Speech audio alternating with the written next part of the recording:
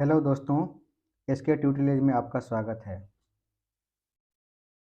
BPSC assistant public sanitary waste management officer का जो exam होना है 12 और 13 तारीख को, उसके लिए आज सेकेंड पेपर का आज फर्स्ट सेट मैं लेकर आया हूँ। इसमें कुल 125 प्रश्न होंगे। जैसा कि बीपीएससी सैनिटरी वेस्ट मैनेजमेंट में पूछेगा, 125 सवाल पूछा जाएगा, तो मैं एक सेट में 125 सेट लेकर के आया हूँ। आप लोग अंत तक मेरे साथ बने रहेंगे और वीडियो को देखेंगे और अपने से उत्तर देने का कोशिश करेंगे और अपनी जांच को परखेंगे कि कितना मेरा क्वेश्चन सही हो पा रहा है ना। तो थोड़ा देर मैं रुकूंगा आप लोग के आंसर के इंतज़ार के लिए और फिर मैं आंसर करते चलूँगा। और चारों ऑप्शन का डिस्कस नहीं करके सिर्फ मैं आंसर को ही बताऊंगा, क्योंकि समय कम है और समय ज़्यादा है नहीं, और इसमें मैं 5 सेट लेकर के आऊँगा और ये मेरा पहला सेट है। तो पेपर सेकेंड के लिए पहला सेट है।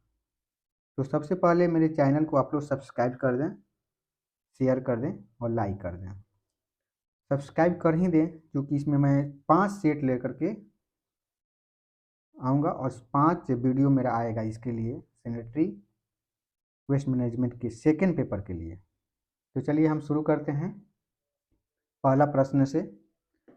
उत्पत्ति के आधार पर ठोस अपशिष्ट के कितने प्रमुख स्रोत हैं? तो बताएं इसका सही आंसर क्या होगा। तो इसका सही आंसर हो जाएगा 9, ऑप्शन 3 हो जाएगा। अगला प्रश्न है, ठोस अपशिष्ट प्रबंधन के पीछे निम्नलिखित में से कौन सा विचार सही नहीं है? तो पहला ऑप्शन है अपशिष्ट उत्पादन का नियंत्रण, दूसरा ऑप्शन है भंडारण और संग्रहण, तीसरा ऑप्शन है निपटान, चौथा ऑप्शन है अपशिष्ट उत्पादन बंद करना। चलिए इस क्वेश्चन का आंसर करें आप लोग अपने से। तो इसका दूसरा क्वेश्चन का आंसर हो जाएगा 4, अपशिष्ट उत्पादन बंद करना। अगला प्रश्न है, अपशिष्ट जल इंजीनियरिंग क्या है? तो पहला ऑप्शन है मानव आबादी की स्वच्छता बढ़ाने के लिए इंजीनियरिंग दृष्टिकोण का उपयोग करना, दूसरा ऑप्शन है मानव अपशिष्ट को हटाना और निपटाना, तीसरा ऑप्शन है सुरक्षित पेयजल उपलब्ध कराना, चौथा ऑप्शन है उपयुक्त सभी। तो चलिए इस क्वेश्चन का आंसर करें अपने से, बताएं इस क्वेश्चन का आंसर क्या होगा। तो इस क्वेश्चन का आंसर हो जाएगा ऑप्शन 4, उपयुक्त सभी। अगले प्रश्न की ओर चलते हैं। रासायनिक ऑक्सीजन मांग COD की गणना कैसे की जाती है? तो पहला ऑप्शन है अम्ल के घोल में स्ट्रोंडियम का उपयोग करके अपशिष्ट जल को रासायनिक रूप में ऑक्सीकृत किया जाता है, दूसरा ऑप्शन है अम्ल विलयनों में ब्रोमीन का उपयोग करके अपशिष्ट जल का रासायनिक रूप में ऑक्सीकरण किया जाता है, तीसरा ऑप्शन है एसिड के घोल में डाइक्रोमेट का उपयोग करके अपशिष्ट जल को रासायनिक रूप से ऑक्सीकृत किया जाता है, चौथा ऑप्शन है अम्लीय विलयनों में सोडियम का उपयोग करके अपशिष्ट जल का रासायनिक रूप से ऑक्सीकरण किया जाता है। चलिए इस क्वेश्चन का जवाब बताएं। तो इस क्वेश्चन का जवाब क्या हो जाएगा? इस क्वेश्चन का आंसर हो जाएगा आपका ऑप्शन 3, ऑप्शन 3 हो जाएगा। अगले प्रश्न की ओर चलते हैं। खतरे की पहचान का मुख्य उद्देश्य क्या है? तो पहला ऑप्शन है परिणाम के अभाव को कम करना। दूसरा ऑप्शन है बेहतर जोखिम प्रबंधन करना। तीसरा ऑप्शन है विषाक्त पदार्थों के प्रतिकूल प्रभाव को चिन्हित करना। चौथा ऑप्शन है घटना की संभावना को कम करना। चलिए इस क्वेश्चन का जवाब बताएं। इसका आंसर क्या हो जाएगा? तो इसका ऑप्शन 3 सही हो जाएगा। विषाक्त पदार्थों को प्रतिकूल प्रभाव को चिन्हित करना, ये ऑप्शन इसका सही होगा। अब अगले प्रश्न की ओर हम लोग चलते हैं। अगला प्रश्न है प्रक्रिया यह निर्धारित करती है कि किसी रसायन के संपर्क में आने से स्वास्थ्य पर प्रतिकूल प्रभाव पड़ सकता है। तो इसका सही ऑप्शन क्या हो जाएगा? ऑप्शन 1 है खतरे की पहचान। ऑप्शन 2 है एक्सपोजर आकलन। ऑप्शन 3 है विषाक्तता मूल्यांकन। ऑप्शन 4 है जोखिम लक्षण वर्णन। तो इसका सही ऑप्शन क्या हो जाएगा? तो इसका सही ऑप्शन हो जाएगा 1 खतरे की पहचान। अगला प्रश्न है SWM नियमों के कार्यान्वयन की समीक्षा की आवृत्ति के लिए निम्नलिखित का मिलान करें। तो एक तरफ है एजेंसियां और उसको मिलान करना है अवधि से। तो पहला है, इसको मिलान आप करें, देख लें इसको। सभी ऑप्शन को मैं नहीं बोल पाऊंगा क्योंकि आप अपने से देखें और मिलान करें। इसका ऑप्शन सही हो जाएगा 2। ऑप्शन 2 सही हो जाएगा। ऑप्शन 2 में एक का सी, एक को सी से मिलाएंगे, यानी कि पर्यावरण वन और जलवायु परिवर्तन यहाँ होना चाहिए। जलवायु परिवर्तन मंत्रालय केंद्रीय निगरानी समिति को मिलाएंगे प्रत्येक वर्ष से। ऑप्शन 2 है, इसमें 2 को मिलाएंगे 1 से। जिला कलेक्ट्रेट के द्वारा स्थानीय कर्मचारियों के प्रदर्शन की समीक्षा की त्रैमासिक, इसे मिलान कर देंगे। और अगला है, तीसरा है नियमों के कार्यान्वयन पर SBCB PCC की समीक्षा, तो इसको मिलाएंगे अर्धवार्षिक। तो इसका सही ऑप्शन हो जाएगा ऑप्शन 2। अगला प्रश्न है आजकल पर्यावरण रेखांकन समाचार बन रहा है। पर्यावरण रेखांकन क्या है? तो पहला ऑप्शन है यह पर्यावरण प्राकृतिक संसाधनों की खपत को मापने की एक विधि है। दूसरा ऑप्शन है यह देश के हरित क्षेत्रों का सांख्यिकीय विश्लेषण करने की एक विधि है। और तीसरा ऑप्शन है ऑप्शन 1 और 2 दोनों। और चौथा ऑप्शन है 1 और 2 दोनों नहीं। तो इसका सही ऑप्शन क्या हो जाएगा?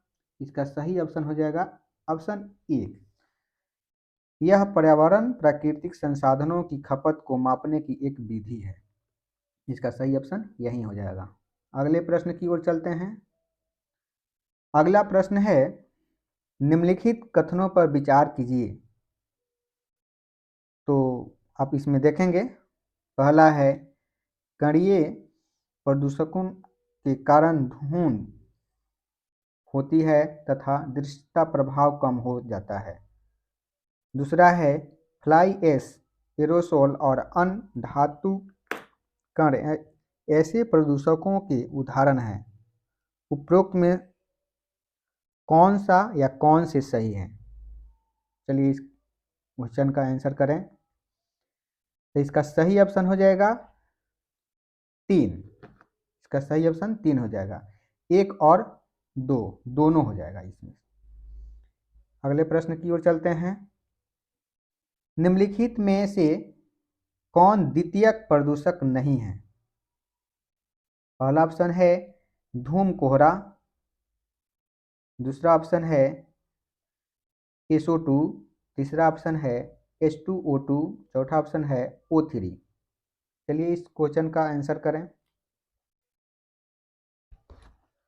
तो इस क्वेश्चन का आंसर हो जाएगा ऑप्शन नंबर 2। ऑप्शन 2 सही हो जाएगा, SO2। अगला प्रश्न है 600 mg प्रति लीटर की सांद्रता पर जाइलीन से दूषित पानी का कार्बन शोषण के द्वारा उपचार किया जाना है। वांछित वही स्राव सांद्रता 10 mg पर लीटर है। 1000 लीटर प्रति डी की प्रवाह की दर के लिए आवश्यक अधिशोषित का द्रव्यमान क्या होगा? शोषण इजोटर्म नीचे दिया गया है, तो इसका सही ऑप्शन बताएं क्या होगा। चलिए इसका सही ऑप्शन हो जाएगा ऑप्शन 2 सही हो जाएगा, 74.77 kg पर डी। अगला प्रश्न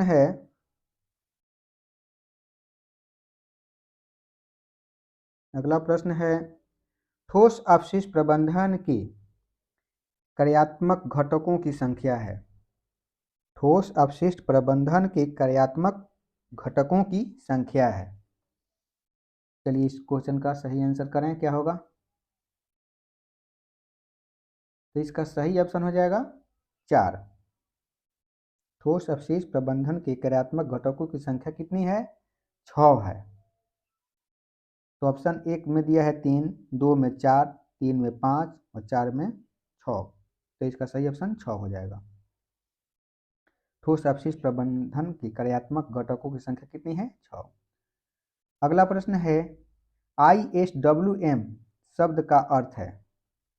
ऑप्शन 1 है अंतर्राष्ट्रीय ठोस अपशिष्ट प्रबंधन, ऑप्शन 2 है एकीकृत ठोस अपशिष्ट प्रबंधन, ऑप्शन 3 है एकीकृत ठोस अपशिष्ट मशीन, ऑप्शन 4 है अंतर्राष्ट्रीय ठोस अपशिष्ट तंत्र। तो इसका सही आंसर क्या हो जाएगा बताएं। इसका सही ऑप्शन 2 हो जाएगा, एकीकृत ठोस अपशिष्ट प्रबंधन। अगले प्रश्न की ओर चलते हैं। अगला प्रश्न है निम्नलिखित में से कौन अपशिष्ट जल उपचार में जल अपव्यय के बाद अगला कदम है? तो ऑप्शन 1 है उपचार, ऑप्शन 2 है उपभोक्ताओं की आपूर्ति, ऑप्शन 3 है प्राप्त करने वाले निकाय को आपूर्ति, ऑप्शन 4 है तूफान के पानी के साथ मिलाना। तो इसका सही ऑप्शन क्या हो जाएगा? तो इसका सही ऑप्शन 1 हो जाएगा, उपचार। अगला प्रश्न है नगरपालिका और औद्योगिक अपशिष्ट जल के लिए निम्नलिखित में से किस प्रकार के उपचार विधियों का उपयोग किया जाता है? ऑप्शन 1 है मुख्य धारा, ऑप्शन 2 है धीमी दर, ऑप्शन 3 है कवर धारा, ऑप्शन 4 है तीव्र दर। चलिए इस क्वेश्चन का जवाब उत्तर करें। तो इसका सही ऑप्शन हो जाएगा 2, धीमी दर। अगला प्रश्न है निम्नलिखित में से कौन सा डेटा खतरे की पहचान के लिए आवश्यक नहीं है? पहला ऑप्शन है भूमि उपयोग, दूसरा ऑप्शन है दूषित स्तर, तीसरा ऑप्शन है प्रभावित जनसंख्या, चौथा ऑप्शन है जोखिम का अनुमान। तो इसका सही ऑप्शन बताएं क्या हो जाएगा। इसका सही ऑप्शन 4 हो जाएगा, जोखिम का अनुमान। अगले प्रश्न की ओर चलते हैं। अगला प्रश्न है खतरे की पहचान के लिए साइट इतिहास पर विचार क्यों किया जाना चाहिए? तो पहला ऑप्शन है इसमें जोखिम का अनुमान लगाने के लिए, दूसरा ऑप्शन है कैंसर जन्य जोखिम की गणना करने के लिए, तीसरा ऑप्शन है साइट पर संदूषण के संभावित स्रोत और कारकों को जानने के लिए, चौथा ऑप्शन है उपचारात्मक कार्रवाई के निर्धारण के लिए। चलिए इसका आंसर करें। तो इसका सही ऑप्शन हो जाएगा 3, साइट और संदूषण की संभावित स्रोत और कारकों को जानने के लिए। अगला प्रश्न है SWM 2016 नियमों की समय सीमा को पूरा करने के लिए निम्नलिखित का मिलान करें। तो इसमें मिलान करना है, इस ऑप्शन को देखें, आप खुद से देखें और मिलान करें। इसका सही ऑप्शन क्या होगा?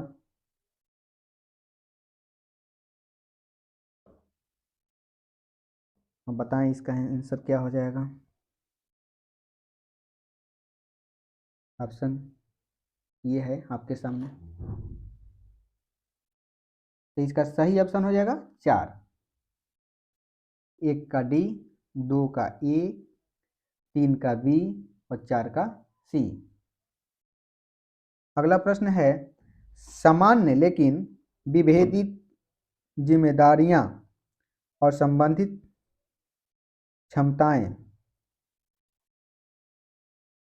इसमें कह रहा है, पहला में है संयुक्त राष्ट्र पर्यावरण कार्यक्रम के ढांचे के भीतर एक सिद्धांत है। दूसरा है पर्यावरण और विकास पर किए घोषणा के एक भाग के रूप में अपनाया गया है।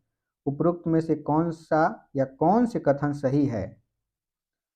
तो ऑप्शन 1 है केवल एक, ऑप्शन 2 है केवल 2, ऑप्शन 3 है 1 और 2 दोनों, और ऑप्शन 4 है 1 और 2 दोनों नहीं। चलिए इस क्वेश्चन का आंसर करें।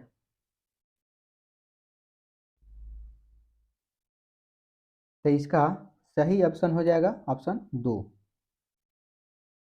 यानी केवल 2 सही है। अगला प्रश्न है निम्नलिखित में से कौन ग्रीन हाउस प्रभाव में योगदान नहीं करता है? ऑप्शन 1 है मीथेन, ऑप्शन 2 है सल्फर डाइऑक्साइड, ऑप्शन 3 है कार्बन डाइऑक्साइड, ऑप्शन 4 है ओजोन। चलिए इस क्वेश्चन का जवाब करें, इस क्वेश्चन को करें। तो इसका सही ऑप्शन हो जाएगा 2, सल्फर डाइऑक्साइड। तो हम 20 प्रश्न कर लिए और आप लोग बने रहेंगे लास्ट तक मेरे साथ। थोड़ा लंबा वीडियो होगा लेकिन समय नहीं है, इसलिए 125 क्वेश्चन हम करेंगे इसमें एक वीडियो में। अगला प्रश्न है निम्नलिखित कथनों पर विचार कीजिए। पहला है 1 माइक्रोन से 10 माइक्रोन तक के सूक्ष्म कणों को एरोसोल कहा जाता है। दूसरा है एरोसोल कोलाइडी कण है जो वातावरणीय गैसों में फैला होता है। तो ऑप्शन 1 है केवल 1, ऑप्शन 2 है केवल 2, ऑप्शन 3 है 1 और 2 दोनों, और ऑप्शन 4 है उपयुक्त में से कोई नहीं। तो इसका सही ऑप्शन क्या हो जाएगा? तो इसका सही ऑप्शन हो जाएगा 3, 1 और 2 दोनों। अगला प्रश्न है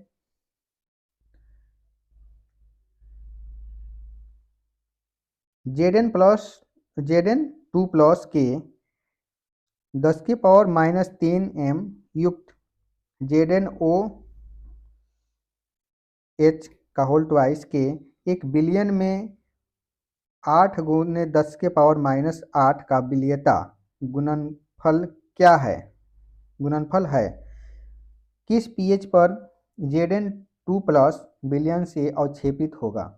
तो ऑप्शन 1 है 6.95, 6.95, दूसरा ऑप्शन है 7.95, तीसरा ऑप्शन है 4 और चौथा ऑप्शन है 7.6। इस क्वेश्चन का जवाब करें। तो इसका सही ऑप्शन हो जाएगा 1, 6.95।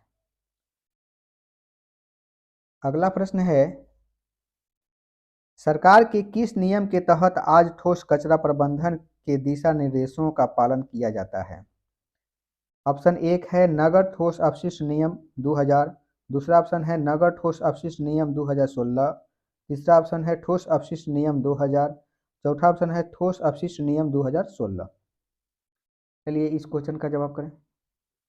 अब थोड़ा सा तेजी से करेंगे हम लोग, तो इसका सही ऑप्शन हो जाएगा 4, ठोस अपशिष्ट नियम 2016। अगला प्रश्न है, नगर ठोस अपशिष्ट म्युनिसिपल सॉलिड वेस्ट की औसत संरचना है। पहला ऑप्शन है 41% जैव, दूसरा ऑप्शन है 40% अक्रिय और 19% पुनर्चक्रण योग्य, और अगला ऑप्शन है 20% कार्बनिक, 60% निष्क्रिय और 20% पुनः प्रयोज्य। तीसरा ऑप्शन है 30% कार्बनिक, 20% निष्क्रिय और 50% पुनः प्रयोज्य। चौथा ऑप्शन है 19% कार्बनिक, 41% निष्क्रिय और 40% प्रयोज्य। तो इसका सही ऑप्शन क्या हो जाएगा? इसका सही ऑप्शन हो जाएगा 41% जैविक, 40% अक्रिय और 19% पुनर्चक्रण योग्य।